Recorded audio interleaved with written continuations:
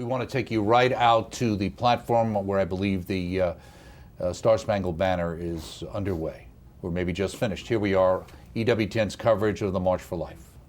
And thank you, Sean Welcome and Caitlin Jane, for warming up this crowd on this very cold day. My name is Patrick Kelly, and I'm honored to serve as the chairman of the board of the March for Life. On behalf of the board and the whole March for Life team, I'd like to welcome you to the largest annual civil rights demonstration in the world.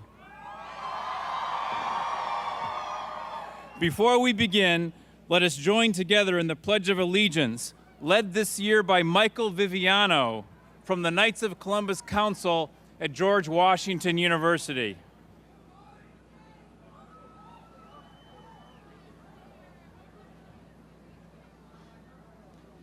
I pledge allegiance to the flag of the United States of America and to the republic for which it stands, one nation, under God, indivisible, with liberty and justice for all.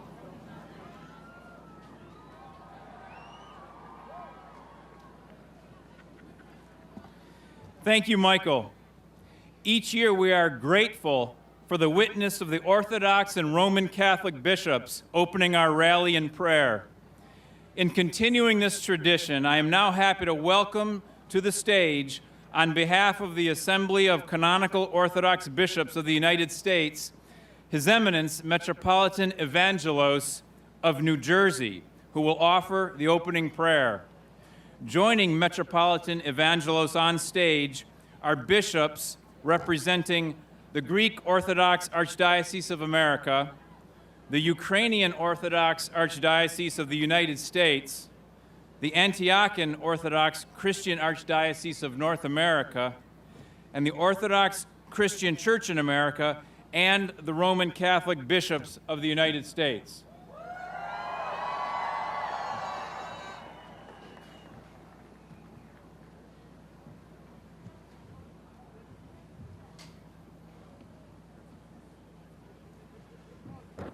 Let us pray to the Lord. Lord Jesus Christ, our God, the source of life and immortality, who created mankind in your image and likeness, thus setting us apart from all creation, we glorify your majesty for bringing us together on this auspicious occasion of the annual March for Life. As we gather to celebrate your divine gift of life, freely offered to all, we are reminded that your right hand controls the whole course of humanity and life, according to the decrees of your providence for our salvation. We therefore offer you, benevolent Lord and God, our gratitude for all your blessings, the known and the unknown, for our earthly life and for the heavenly joys of your kingdom, which is to come. Lord our God, who was well pleased to come down from the heavens and to be born of the ever-Virgin Mary, the Holy Mother of God, the Theotokos, for the salvation of us sinners, who knows the frailty of human nature, according to the multitude of your compassions, forgive the sins and be gracious to your servants who, through ignorance or willfulness, offend your divine sovereignty and benevolence through the sins of abortion and the taking of another's life, whose source and origin is divine and not human.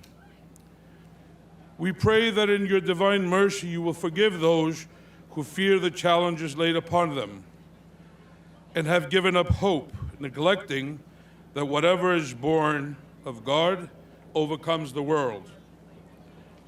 We offer thanksgiving to you, Christ, our true God, who condescended to be born in a cave and laid in a manger for our salvation, as we reaffirm our unwavering commitment to the dignity of every human being and the sanctity of each human life. Indeed, marching in unity and common purpose, we strive to embrace all living nature, but most especially the children of the world, both born and unborn. For you yourself have said, Lord, let the little children come to me, for of such is the kingdom of heaven. Amen.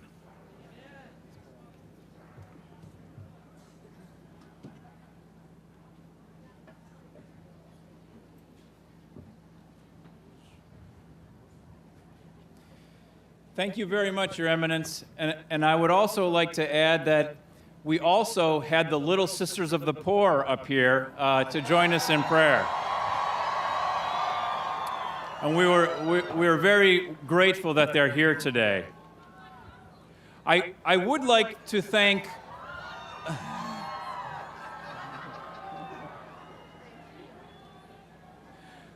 I would like to especially thank all of you who came here today and who have the courage to be here to make your voice heard when we have a major storm barreling down on Washington, D.C.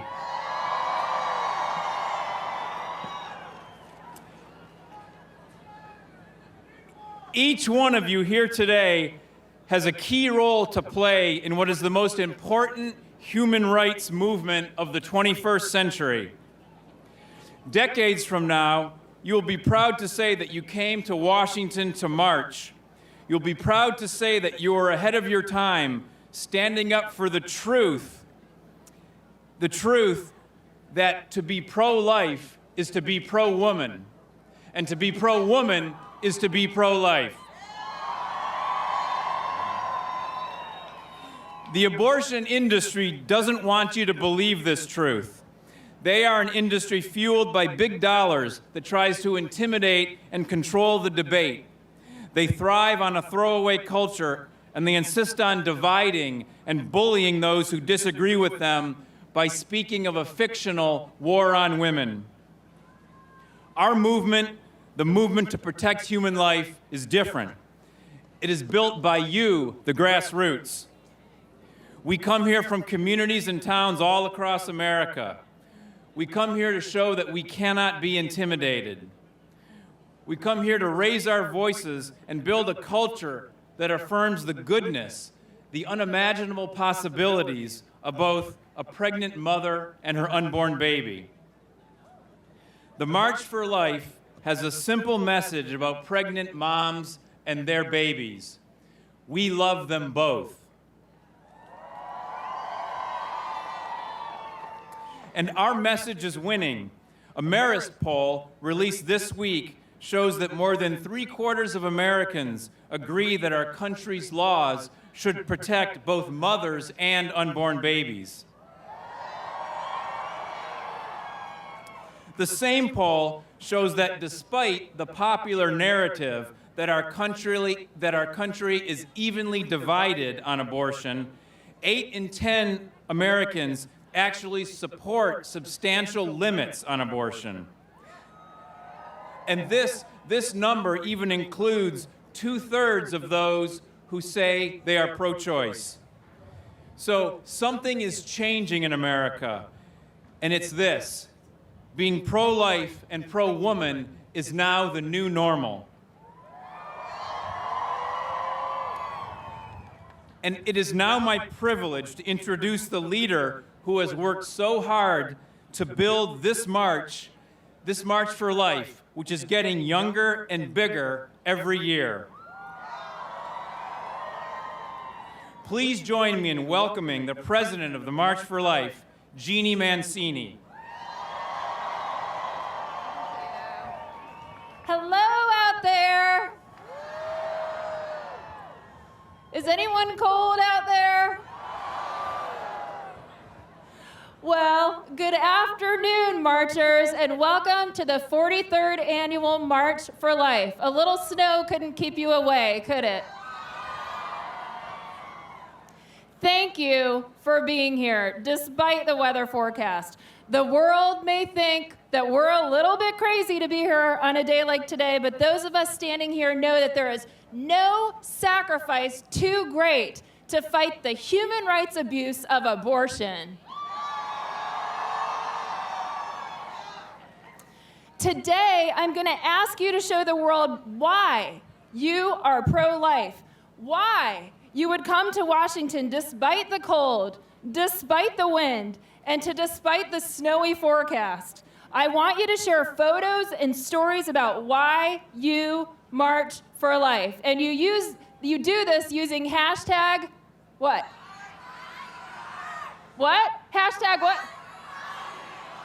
Hashtag why we march. Everybody stop right now and take a picture of everyone around them so that the mainstream media will know the tens of thousands of people here today who are here and why we march. Thank you very much. Our theme this year, as you know, is pro-life and pro-woman go hand in hand. Why this theme? Why now? First, and most importantly, a woman's capacity to have a child is an incredible, beautiful, and amazing thing. It's something inherent to women. It's a miracle, not a liability. This is true for women who might not even ever be biological mothers. It's a beautiful, beautiful thing. A capacity to be a mom is part of who a woman is as a person. It's not that they're defined by it, but it's not that it's a liability. And why should it be? To treat a woman's capacity for motherhood as something that should be downplayed does a real disservice to our understanding of the inherent nature and dignity of women, and ultimately men too. But second, abortion is not good for women. Psychologically or physically. And you know what? This isn't just my opinion, and it's not just your opinion. Science and research strongly support this reality, and Americans know that it's true. Just this week, there was a poll released that showed that the majority of Americans believe that abortion does more harm than good to women. Many, many women regret their abortion and suffer very difficult psychological consequences. I don't want any woman to ever have to go through that, and I know you don't either, do you? And there can be physiological consequences, right? This can be something like the next time that mom gives birth, the baby could be born a little bit early and suffer consequences. Or more seriously, she might have infertility, or even more seriously, death. I remember once talking to the dad of a beautiful young woman who was 18 years old from California, Holly Patterson, who died as a result of safe, legal abortion in a Planned Parenthood. It has been said, politically and culturally, that for one to be pro-woman, one must be pro-choice. But you know what? Nothing could be further from the truth. Sadly, there are many confusing messages regarding women and the issue of abortion. But the empowering truth, as all of us here know, is that being pro-life and pro-woman go hand in hand. Science, research, and our own lived experience support this. The fact is, pro-life is pro-woman, and that is why I march.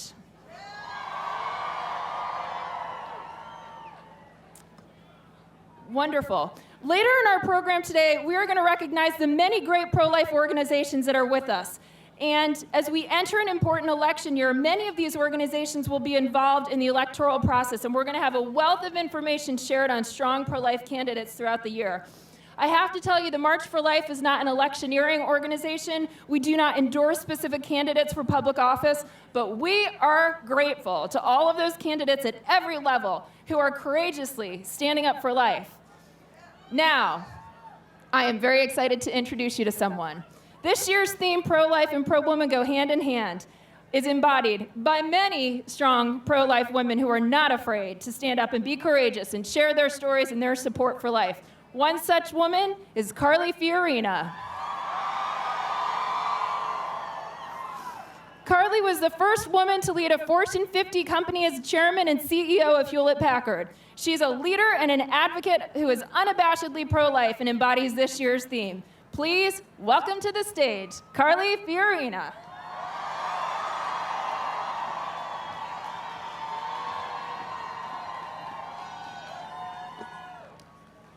Good afternoon. Thank you, Jeannie. It's so inspiring to see so many great pro-life, pro-woman advocates out here on a chilly afternoon. It's not quite as cold as Iowa and New Hampshire, I have to tell you. Still, it's inspiring to see you all out here with Snowmageddon bearing down on us. But even Snowmageddon can't stop us from rallying for a cause we know is so important. In less than a year, there will be a new president in the White House.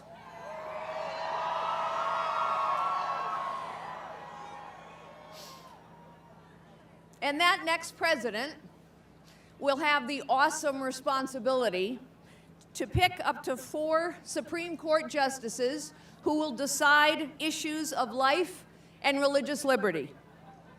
She will decide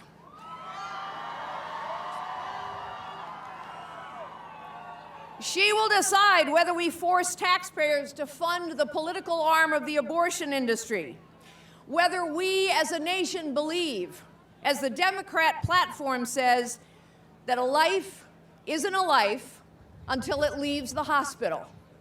Yes, that is the Democrat platform, that a life isn't a life until it's born. And they call us extreme. It is Democrats, the pro-abortion industry, that is extreme. The next president of the United States will have a lot to say about whether a baby only a month from being born is only as good as the organs you can sell from it. Make no mistake, ladies and gentlemen, this election is a fight for the character of our nation.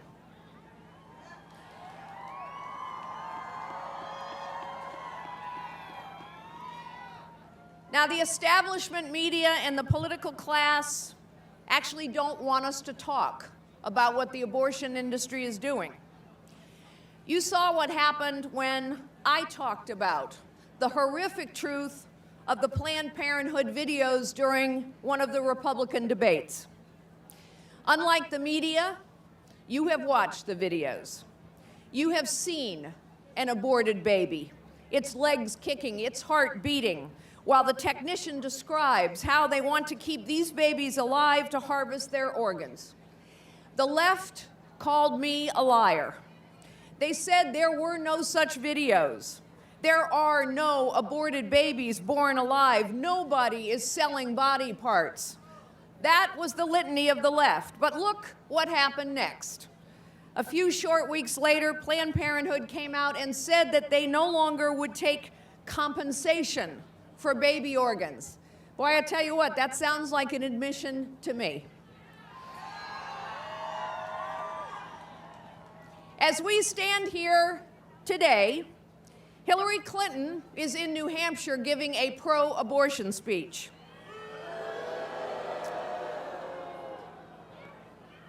She is saying that I, as a conservative woman, that all of us as conservative women don't count. But here's the truth.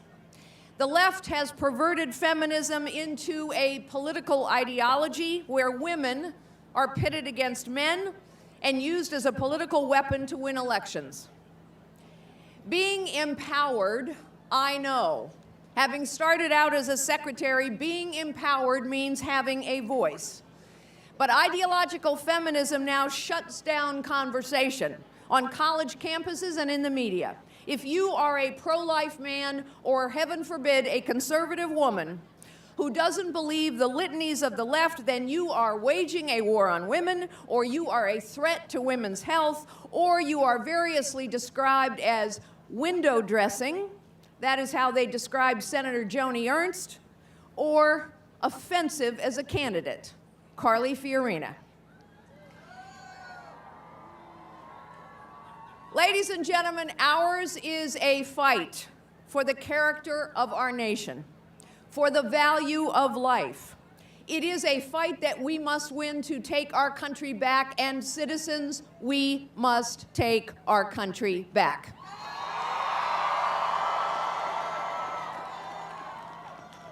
It It is why I am running for president, because I believe the time has come. We are facing a pivotal and perilous time as our nation. We must take our future back. We must take our politics and our government back. Citizens, we must take our country back. I have visited pregnancy centers around the country. They are doing God's work, and they do not receive a dime of federal funding. The pro-abortion left cannot stand it when we talk about defunding Planned Parenthood. They scream at the top of their lungs about taking away women's health. Unless, of course, you bring up pregnancy centers or community health centers, then the left goes dead silent. Because actually, this has never been about women's health for them. It is about, instead, the litanies of the left. It is about funding their political agenda. This is a fight we must win. Ladies and gentlemen, this is a fight we can and will win.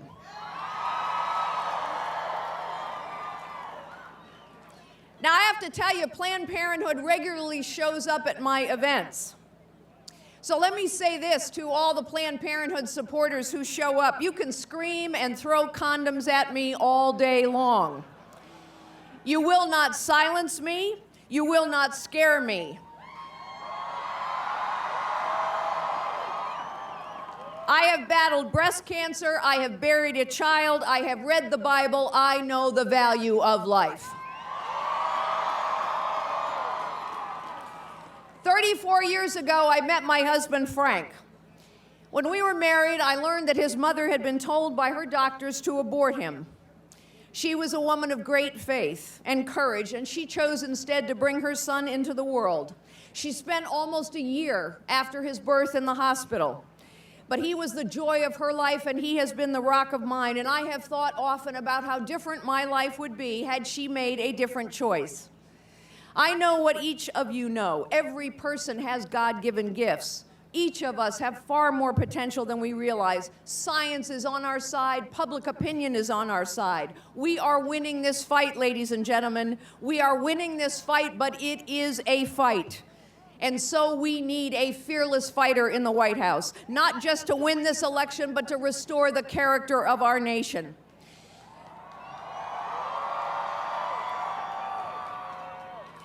You can bet that I will win this fight against Hillary Clinton.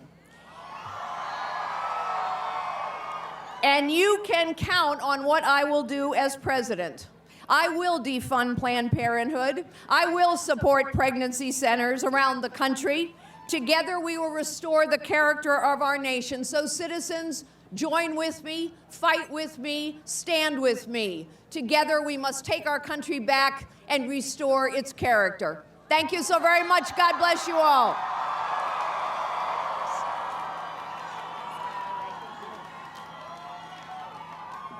Thank you very much, Carly. Since 2005, Jim Daly has served as president of Focus on the Family, a global Christian ministry dedicated to helping families thrive. His daily radio show is broadcast on more than 1,000 stations and heard by nearly 3 million people across the United States. Please join me in welcoming to the stage Jim Daly.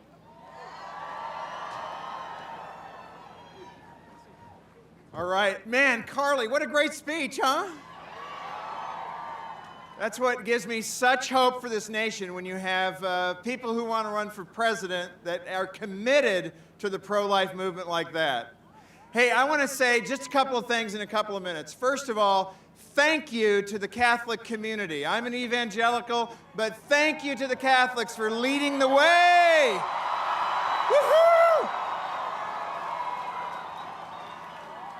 We are grateful for your leadership on this issue of life. It's taken us a while to come to the party, but we are with you.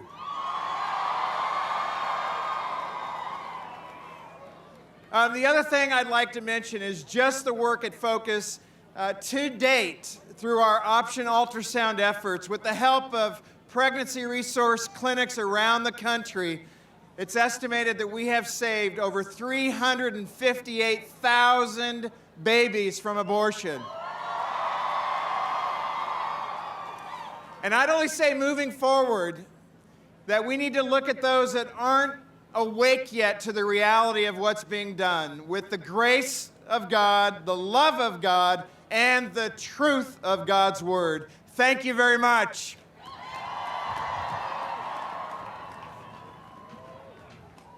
Thank you, Jim. Today we have two powerful pro-life videos that we'd like to share with you. And to introduce the first video, I'm very happy to welcome to the stage a great pro-life leader and a friend of mine, the president of the Susan B. Anthony List, Marjorie Dannenfelser.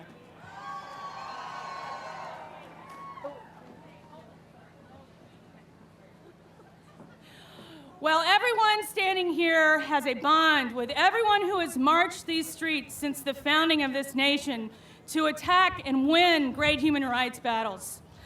So congratulate yourself. You're in a straight line of succession. Just over 100 years ago, thousands of women marched in 1913 for the right to vote. They came to express their support for the equal rights of women in the voting bloc.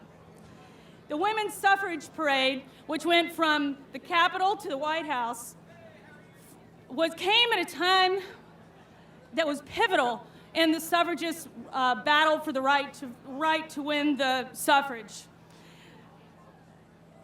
It is a right that they have been fighting for more than 60 years. Now, does that seem familiar? I think we're very familiar with that. It had achieved all kinds of success in the states, but all of the activity that had gotten to the national level was stalled. Again, this sounds very familiar, does it not? But within 7 years of that 1913 suffragist parade, they won the suffrage, they won the equal rights of women in the ballot box, and the 19th Amendment was passed. Well, the women who marched in 1913 knew, as we do, that pro-life and pro-woman go hand in hand. The parade's organizer was named Alice Paul. She was also the author of the original Equal Rights Amendment, and she was known to have called abortion the ultimate exploitation of women. In that crowd, also 103 years ago, was Jeannette Rankin, who would move on to be the first woman member of Congress. And as I look out in this crowd, I think I see some people, especially some young women, who will become members of Congress as well. Take that personally. Many of the pro-life successors of Jeannette Rankin and Alice Paul are here with us today. These women have been fighting passionately in the House of Representatives, in the U.S. Senate, and in legislatures across the country for the right to life, for the defunding of Planned Parenthood, for the end to abortion completely, starting with stopping abortion at least after 5 months, for heaven's sakes. With the great partnership of Knights of Columbus and with the March for Life, Susan B. Anthony List would like to present to you some of the women who are those beautiful women blazing that trail, affirming the rights of the unborn and the rights of women that go hand in hand. So, here's the video. In 1990, I was pregnant with my second son, Stephen. I marched down Pennsylvania Avenue. I lobbied my member of Congress to not tell them my position on the rights of the unborn. Life is a choice. When I started having my children, the pro-life movement had so much more meaning to me. It's not restricting anything, it is the celebration of life. Defending life is always the right thing to do. I would encourage a young woman to be courageous. Women bring life into the world, and so they know firsthand the value of life. You need to step forward. You need to step up. You need to let people see who we are, what we stand for, what our values are. We have a record number of women in office right now serving in Congress who are pro-life. In order to defend life, you do have to be in the public sector, and if you're not running for office yourself, you better be supporting people who are. It is so important that you get involved and that you make your voices heard. The main challenge that we have is to always speak from the heart. These are sometimes some very difficult situations that women are in, and we need to understand that. Thank you for carrying this message to people all over the country. Thank you for participating in the March for Life. It's something that the media can't ignore. This is the one day where they really understand, oh my goodness, look at the passion. We are pro-life. We value life. We support life. And you're here showing the world how important that is. We are winning this battle of hearts and of minds. And I personally live for the day when abortion is not just illegal, but abortion is unthinkable.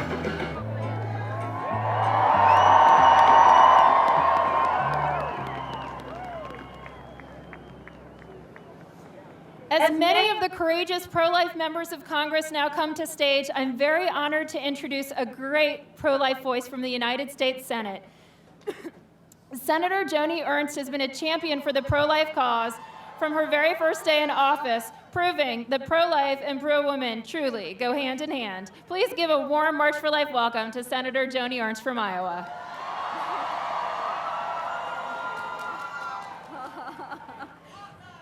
Thank you. Welcome to Washington, D.C.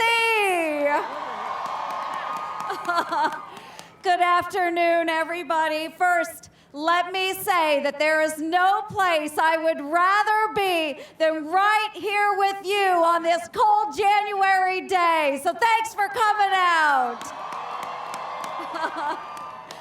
I am truly honored to be here today, not only to stand, but to march to protect the most vulnerable of our society. Thank you all, including those I met this morning from the great state of Iowa and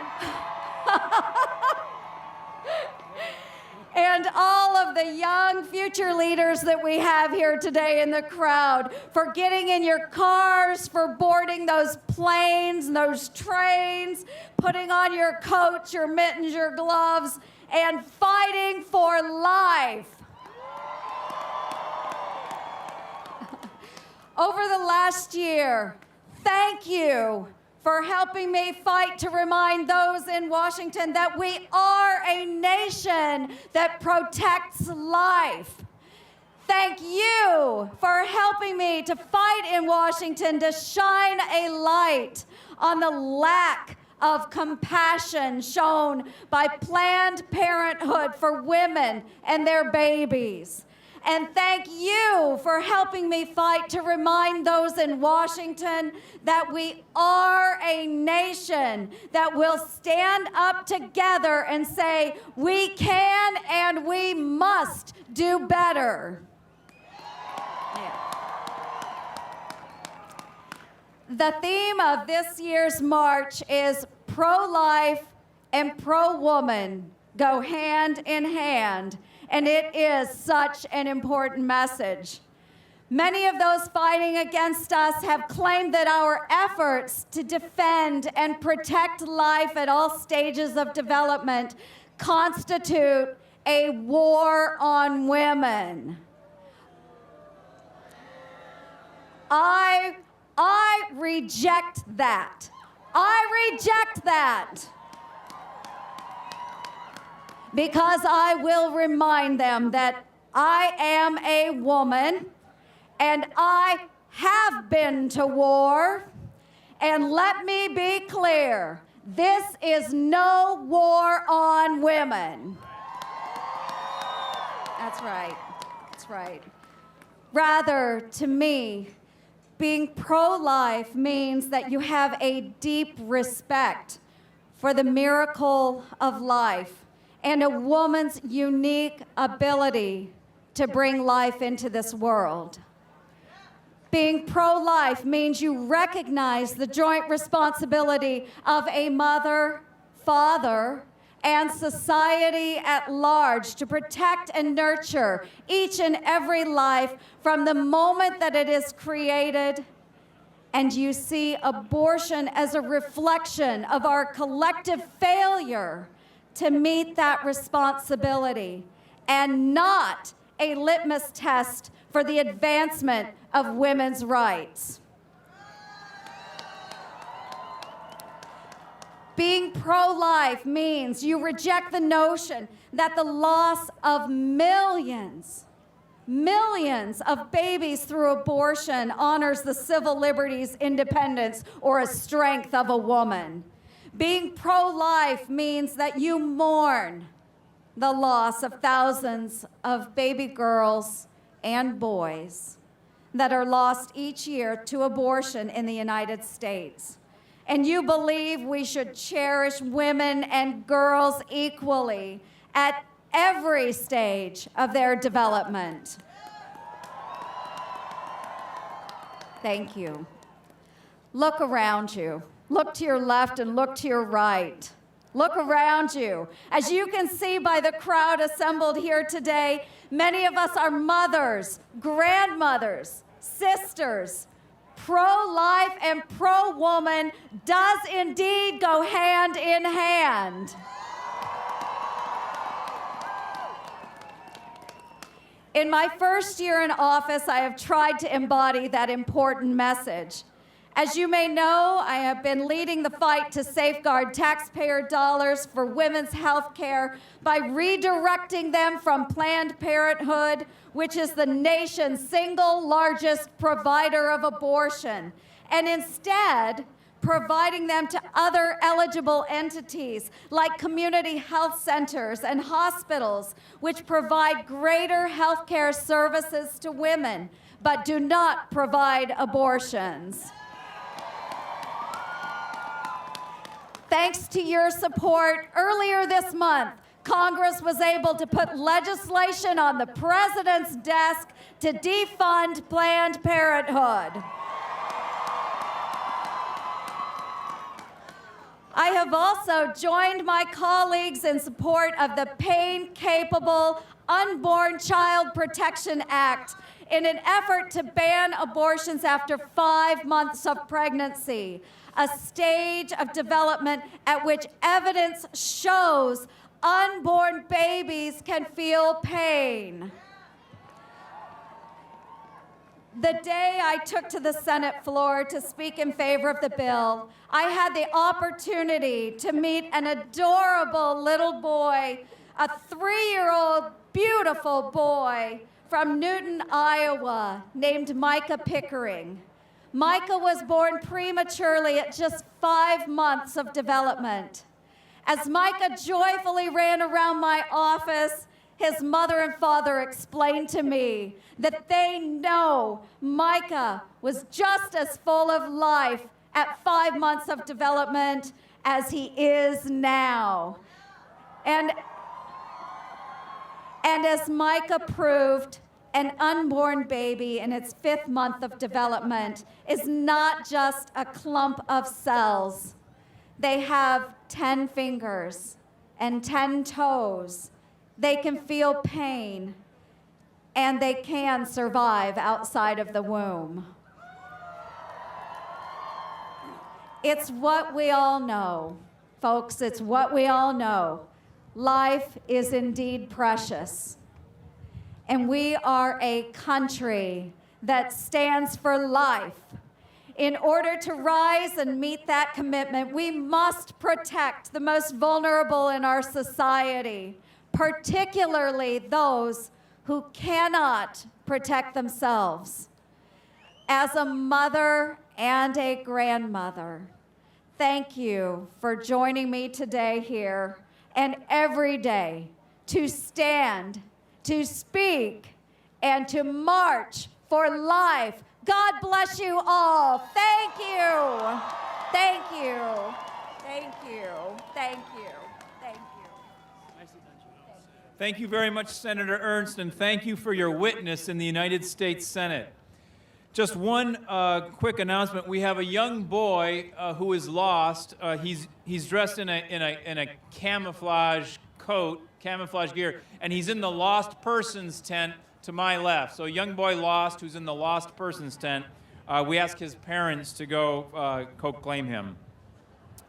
I'm now very happy to introduce Congressman Chris Smith of New Jersey, the co-chair of the Bipartisan Congressional Pro-Life Caucus. Congressman Smith has been co-chair of the Pro-Life Caucus for nearly 3 decades and has been a courageous pro-life leader in Congress. Please join me in welcoming Chris Smith of New Jersey. Patrick, thank you very much, and thank you for, again, a wonderful March for Life. You know, I'm joined on the stage, you just heard from the distinguished senator, with some of the true champions and some of the most articulate leaders of the Right to Life movement, beginning with Ann Wagner, Congresswoman from Missouri, Steve Pierce, Keith Rothfuss, and Mark Meadows. Thank you, especially those people from their districts who have sent them here. They are unbelievably effective, and again, we are turning the tide. You know, ladies and gentlemen, today, the pro-life movement is stronger than ever and is making serious, significant, and sustained progress. At the state level, the gains have been historic. 282 pro-life laws have been enacted since 2010. In the last year alone, 9 powerful pro-life measures have passed the House. Special thanks to Speaker Paul Ryan, Majority Leader Kevin McCarthy, Whip Scalise, and Conference Chair Kathy McMorris Rogers. You know, although Hillary Clinton supports abortion on demand until birth, an extremist position, and this month called for the end of the Hyde Amendment, a new Marist poll shows that Americans actually want more pro-life protections, including no taxpayer funding for abortion. Planned Parenthood, and all of you know this, and in time the press will recognize it as well, is the tip of an ugly iceberg, a multi-billion-dollar industry that systematically exterminates children and hurts women. Subsidized by over $500 million in taxpayer funds every year, Planned Parenthood dismembers or chemically poisons a baby to death every 2 minutes, killing over 7 million innocent children since 1973. Planned Parenthood is Child Abuse Incorporated. Recent undercover videos by the Center for Medical Progress have exposed in numbing candor several high-level Planned Parenthood leaders gleefully talking about procuring children's organs, all for a price, all while altering gruesome dismemberment procedures to preserve intact livers, hearts, and lungs. This isn't, as you know, the first time Planned Parenthood has been caught doing the unthinkable. In 2011, undercover videos by Live Action exposed Planned Parenthood clinics that were eager to facilitate secret abortions for child sex trafficking victims. And another series in 2012 exposed Planned Parenthood promoting sex selection abortion, especially of little girls.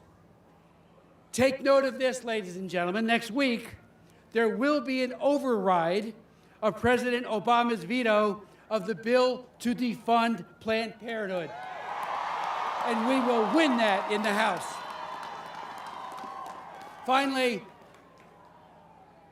you are the antidote, ladies and gentlemen, especially our young people, including my own dear daughter, Elise, who was in the crowd.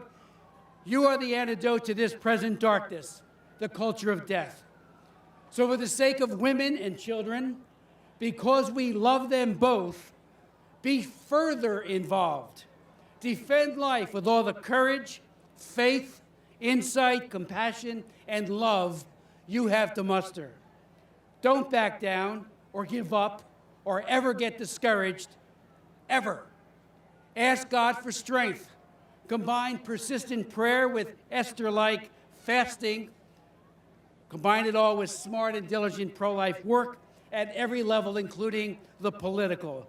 Someday soon, America will protect the weakest and most vulnerable, and into eternity, each and every one of you will have played a critical part in this all-important human rights struggle. Thank you, and God bless you.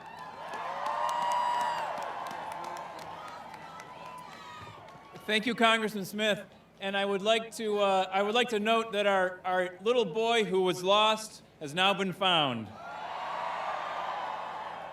Congressman Smith is joined in the pro-life caucus by his Democratic co-chair, Congressman Dan Lipinski of Illinois. Mr. Lipinski, unfortunately, was not able to be with us today, but he sends his heartfelt warm wishes for a successful march. You can aid the work of all these great pro-life legislators by being sure to visit your member of Congress after the march today. Encourage them to continue the fight to enact pro-life laws and remind them that there are thousands back home just like you. For more than 4 decades, we have gathered here on this day to peacefully protest the abortion regime imposed in this country by Roe v. Wade. In recent years, we have been encouraged by other important pro-life voices from around the world. They, like us, hold their own marches, and they, like us, speak for the most vulnerable among us. This past year, the March for Life hosted an international meeting of leaders from the Marches for Life around the world. We are very proud to present this video, which showcases these leaders and reminds us that our movement is truly global.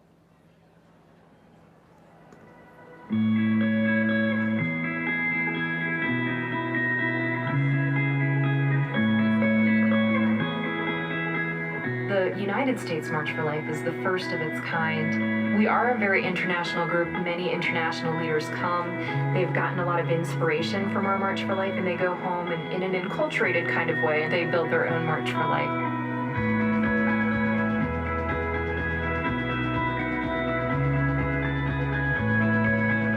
"18 years ago, we started our first march in Canada.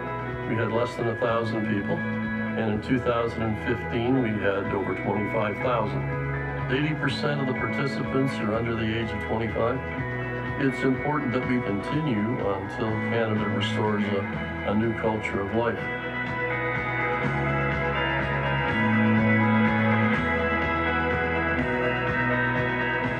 The March for Life in Ireland is really a big celebration of life, and it's to bring the pro-life message not just to the public but to politicians, and to say that we can do better for mothers and for babies.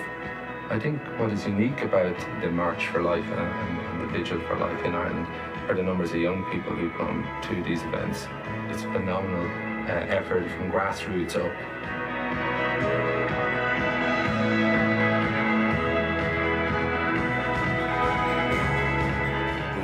Through the Birmingham streets. We're there to have a festival of life, a festival of love, and we want to pass this message on to, first it was just to Birmingham, but now it's to the UK, and now it's to the world.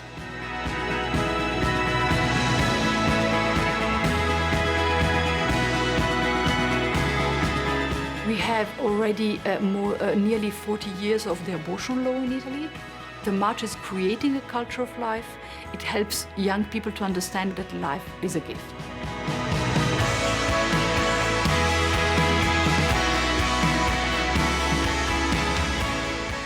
In Peru, the abortion is not legal, but we are under attack.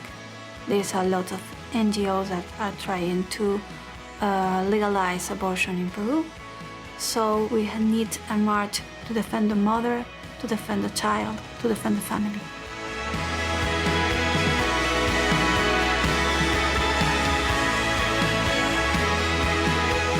The March for Life in Mexico is important because we have to defend life and we have to be united to defend life. We are convinced that we are the pro-life generation and we are defending every day, every year, the life of the unborn. The March for Life, whatever country it is, can be so powerful because often people feel alone, but there's something of the power in the unity and the solidarity and then the message that we are going to keep working until every human life is protected from conception to natural death.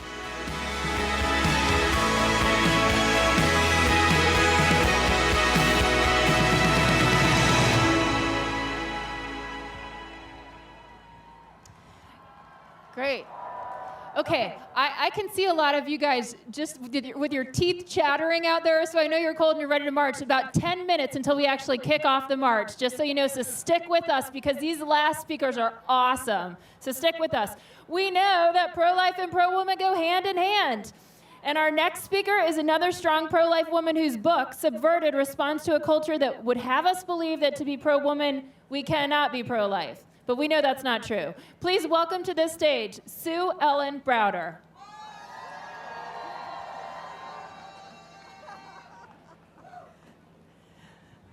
Hello, everybody. In 1969, I was fired for being pregnant. I went on to get a job at Cosmopolitan magazine, where I promoted abortion as the royal road to women's freedom. Now I have written this book, Subverted, to say I was wrong. I was wrong about abortion. Women are most empowered and most free when we are interconnected in love with others. Your branch of the women's movement, pro-life family feminism, gave women the right to vote. Your branch of the women's movement, pro-life family feminism, launched second-wave feminism in the 1960s. And your branch of the feminist movement, pro-life family feminism, is still here today, marching in the streets, hundreds of thousands strong, defending the bond of love between a mother and her baby.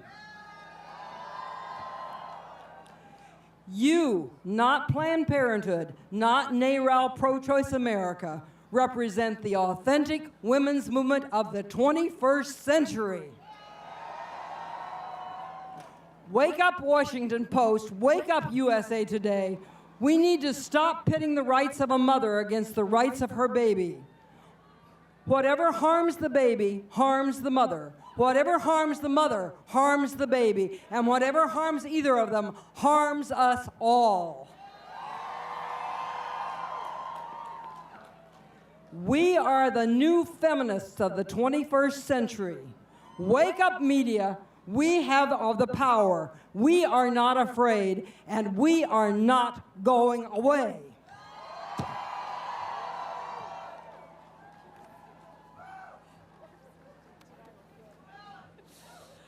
Thank you so much, Sue Ellen. An important part of our pro-life work has to do with support for women who've chosen abortion. For more than a decade, the Silent No More awareness campaign has brought a message of hope and healing to thousands of such women. I am so grateful for the courageous witness of our next speaker, and I ask that you join me in welcoming Jules Green to the stage to share her story of hope and healing. Thank you so much. It is so wonderful and overwhelming to see so many people gathered together for life. Because when I was a pregnant teenager, there was no one. I knew no one who was pro-life. As a pregnant teenager, I already thought of myself as a new mother, but no one supported my choice to parent. I knew no one who agreed with me, no one who advocated for life. I was alone. So I surrendered. I surrendered to the pressure from the culture, from family, from friends, to abort my first child. And then I surrendered to the deep depression that immediately followed that horrible, regretful decision.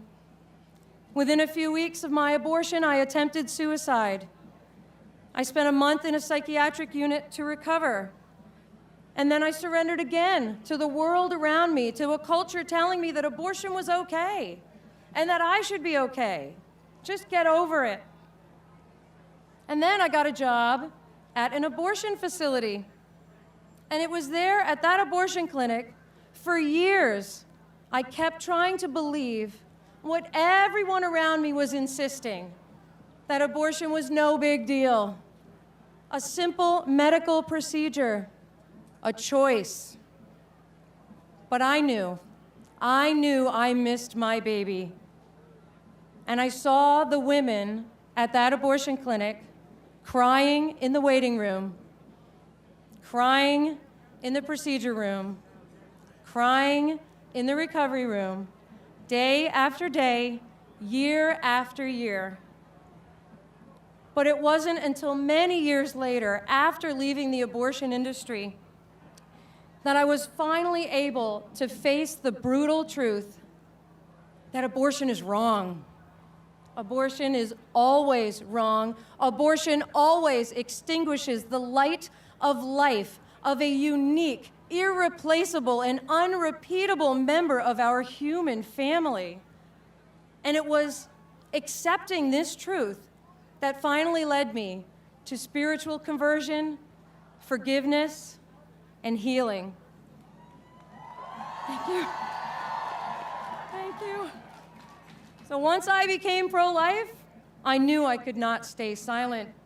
So thank you all for being here and for your dedication and for believing in welcoming us who have been converted, welcoming regretful and repentant mothers and fathers, mothers who mourn, and people like me who've left the abortion industry and the culture of death, because I'm finished surrendering to a world that treats children as disposable. I am finished surrendering my voice. And you can hear others who also refuse to remain silent at the steps of the Supreme Court, where you will hear the testimonies of many women and men and families who mourn. I'm Jules Green, and I am silent no more. Well done, sweetie. Thank you.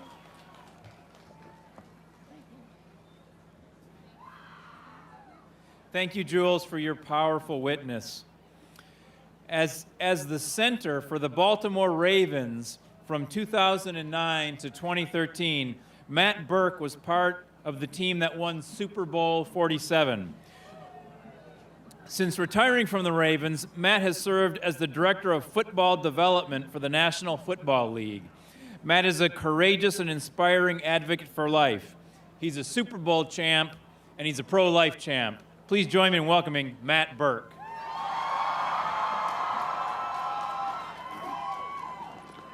Anybody cold?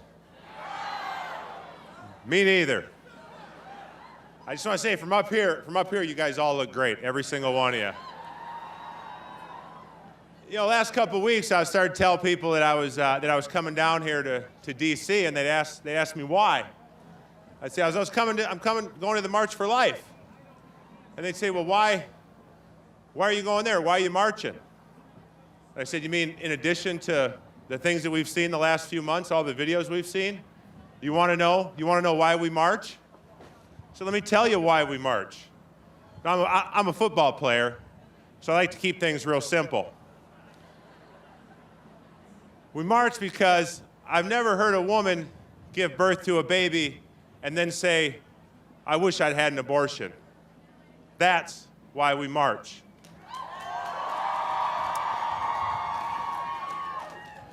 Because I've never heard somebody say, I wish I'd had fewer kids. That's why we march. Because I've never heard of a worker at a life clinic decide to leave and go work at an abortion clinic. That's why we march. Because if Black lives matter, lives in the womb matter. That's why we march. Because if you've ever seen a baby being born, even though it happens millions of times a day, it's still a miracle. It's pure joy. If you've ever experienced adoption, which my family and I recently did, it's one of the most beautiful things in the world. It's an act of sacrifice by the birth mother to know that she can't give the child what he or she needs, and so she does the selfless act of giving the baby up for adoption. That is love. In this world where we have dictators and communism and nuclear weapons and hunger and disease, don't we need more miracles? Don't we need more joy? Don't we need more love? That's why we march. And for the millions of women, the abortion survivors out there who are the real heroes of this movement, who have the courage to come forward and say that they made a mistake and they want to help prevent that for other women, and their pain is still real, it's still there. I want them to know, we want them to know that we love them and we appreciate them. That's why we march. And at the end of the day, there's only two choices. You're either pro-life or you're pro-abortion. And we are unapologetically pro-life. That's why we march. God bless us all. He already has.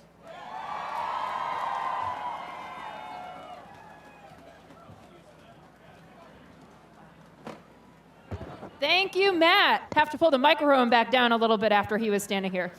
I'm very happy to introduce to you our next speaker, Dr. Marguerite Duane, who is a board-certified family physician that embodies the spirit of our theme in her daily life. Dr. Duane is co-founder of FACTS, an organization that works to educate physicians and healthcare professionals about life-affirming and patient-centered reproductive health care. Please welcome to the stage the leader of this woman-empowering organization, Dr. Marguerite Duane. Thank you so much, Jeannie. I find it ironic that I'm called to be a voice for the voiceless today when I've not had a voice for about 24 hours, so please bear with me. I'm delighted and honored to be here today to speak to you as a physician and as a woman. I want to make 3 key points to illustrate how being pro-life is pro-woman. First, being pro-life is pro-woman because the pro-life movement shares the scientific truth with women about their body and about their fertility.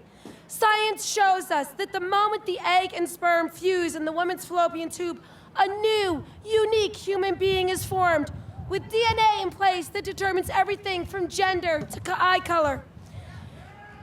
Immediately after conception, this new human embryo develops rapidly as it travels down the fallopian tube before implanting itself in the lining of the woman's uterus at 7 to 10 days of age.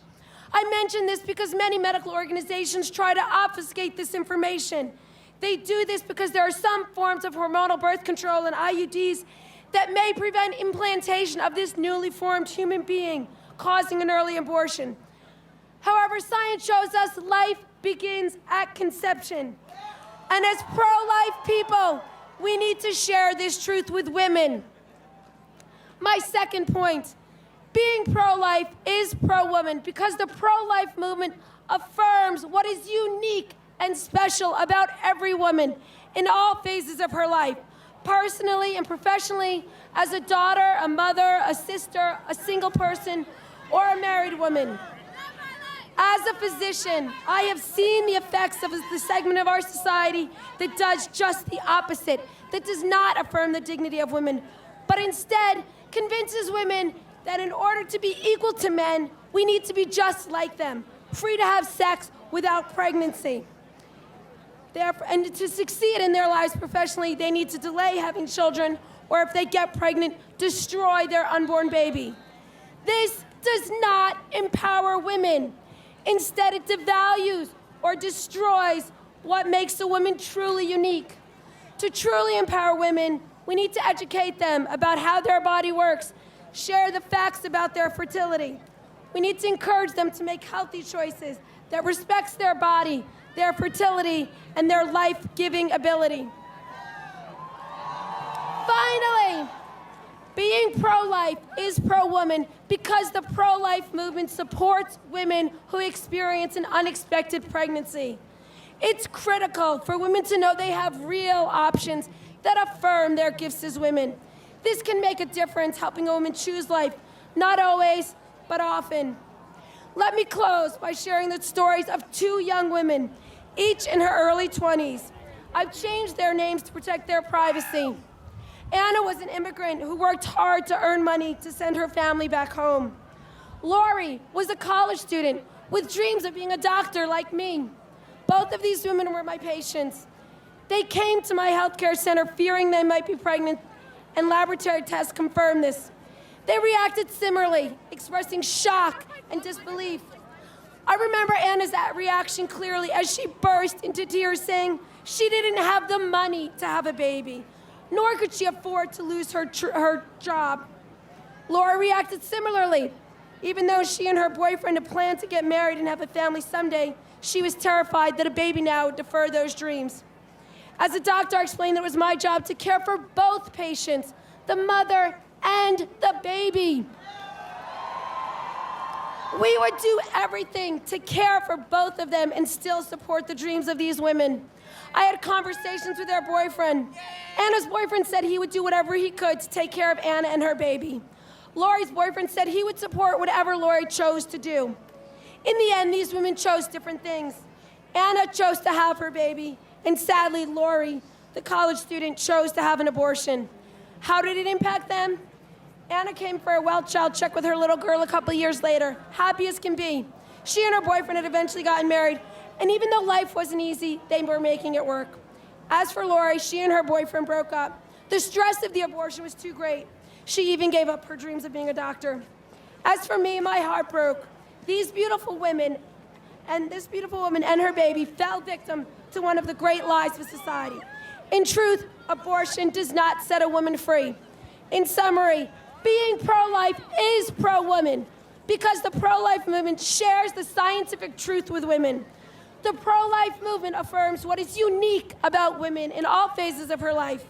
And the pro-life movement supports women facing crisis pregnancies.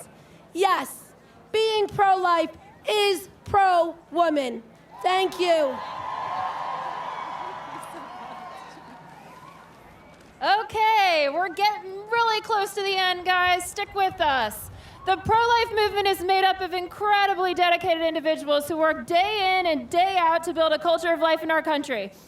I'm going to start reading off some of the different organizations that are going to join me right now by their representative on stage. And it's my honor to welcome LifeSite News, Cafe for Life, Heritage Action, Heritage Foundation, Human Life International, Knights of Columbus, March for Life Action, Movie to Movement, National Committee for a Human Life Amendment, National Religious Broadcasters, National Right to Life, Online for Life, Priest for Life, Republican National Committee, Susan B. Anthony List, Ethics and Religious Liberty Commission, Silent No More, Students for Life, Traditional Family Property, Pregnancy Resource Center of Florida, Vogla Vivere, 40 Days for Life, Alliance Defending Freedom, American Association of Christian Schools, American Conservative Union, American Life League, Americans United for Life, and then there were none. Catholic University, Center for Ethics and Culture, Center for Bioethics and Human Dignity, the Charlotte Lozier Institute, Chiaroscuro Organization, Christian Legal Society, Christian Medical Association, Concerned Women for America, Crossroads Pro-Life, Eagle Forum, Family Research Council, Feminists for Life, Focus on the Family, and Heartbeat International. Thank you very much.